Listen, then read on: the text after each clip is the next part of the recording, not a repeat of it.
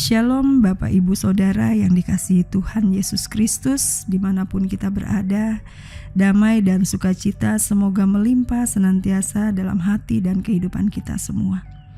Kita berjumpa kembali dalam Rehat Renungan Harian Toraja, edisi Sabtu 8 Februari 2025. Mengawali hari ini, mari kita mengeluangkan waktu sejenak untuk membaca dan merenungkan firman Tuhan yang terambil dari kitab Hakim-Hakim 3 ayat 7 sampai dengan 11. Namun sebelum kita membaca dan merenungkannya bersama, mari kita berdoa. Segala puji dan syukur kami panjatkan kehadirat-Mu ya Tuhan, atas segala anugerah yang Kau berikan kepada kami di hari ini. Sebelum kami memulai segala aktivitas kami hari ini, kami mau membaca dan merenungkan firman-Mu.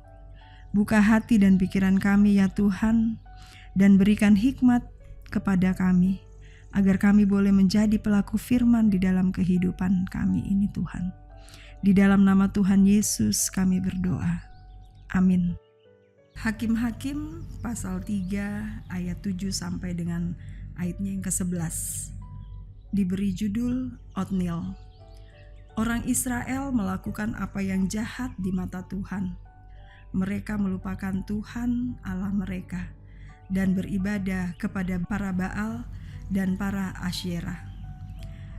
Lalu murka Tuhan menyala-nyala terhadap orang Israel, sehingga ia menyerahkan mereka ke dalam tangan Kushan-Rishathaim, Raja Aram Mesopotamia.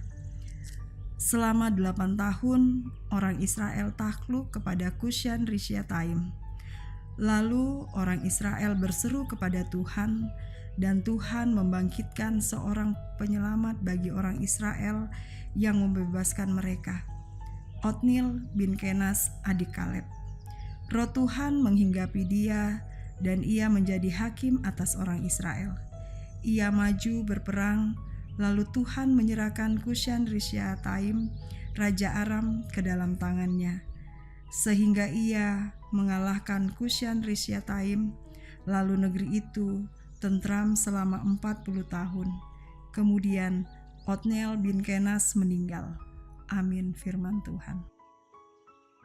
Renungan kita pada pagi hari ini diberi judul Dipulihkan dalam Pertobatan. Dipulihkan dalam pertobatan. Apakah Anda pernah merasa seperti terjebak dalam siklus dosa dan penyesalan yang berulang? Mungkin Anda berjanji kepada Tuhan untuk berubah, tetapi akhirnya kembali kepada pola yang sama. Inilah yang dialami bangsa Israel dalam perikop ini. Dalam perikop ini, kita melihat bangsa Israel melupakan Tuhan setelah mengalami masa damai. Mereka berpaling dari Tuhan dan menyembah Baal dan Asyerah, dewa-dewa bangsa Kanaan. Sebuah cerminan sikap yang tidak tahu mengucap syukur dan lupa diri.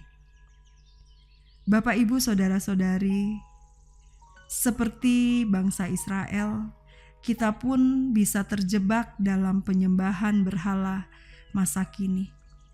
Hari ini berhala mungkin tidak lagi berupa patung, tetapi bisa berbentuk ambisi karir, kekayaan, teknologi, atau hiburan. Ketika kita menggantikan Tuhan dalam hal-hal ini, kita sebenarnya sedang melupakan Tuhan, seperti yang dilakukan Israel.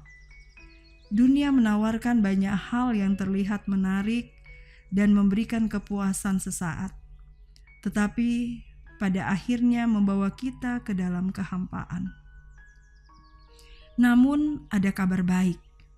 Ketika bangsa Israel berseru kepada Tuhan dalam penyesalan, Tuhan membangkitkan Otniel sebagai penyelamat mereka.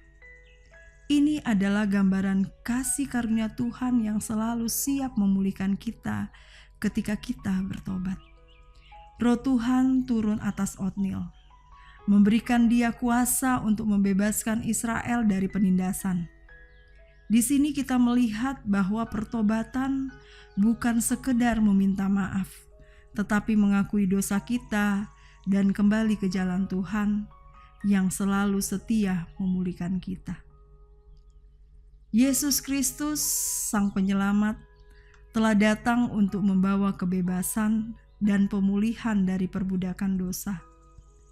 Saat kita berseru kepadanya dengan hati yang hancur, Dia mendengarkan kita dan memberikan Roh Kudus untuk menguatkan kita, memulihkan dan memimpin kita dalam kehidupan yang baru.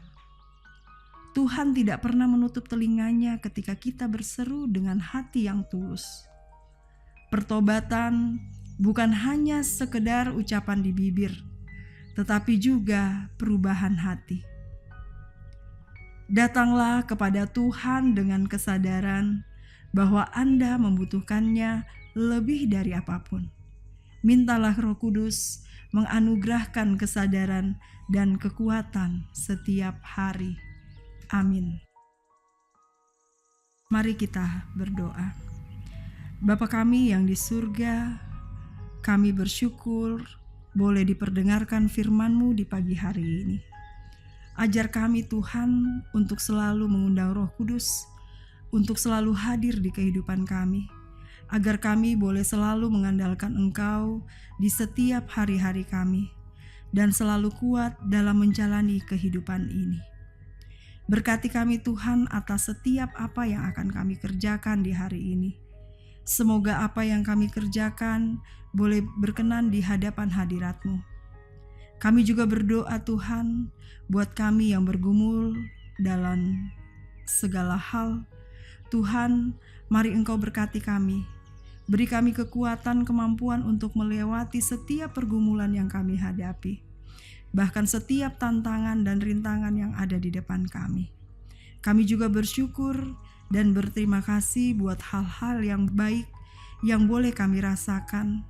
Bahkan kami berdoa buat mereka yang pada hari ini berulang tahun kelahiran, ulang tahun pernikahan, bahkan mengalami kesembuhan.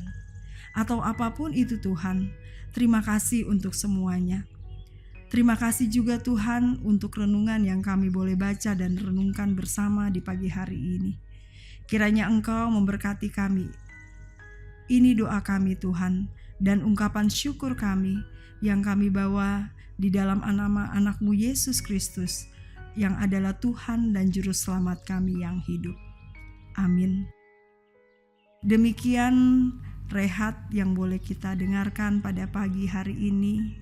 Kiranya Tuhan memberkati kita.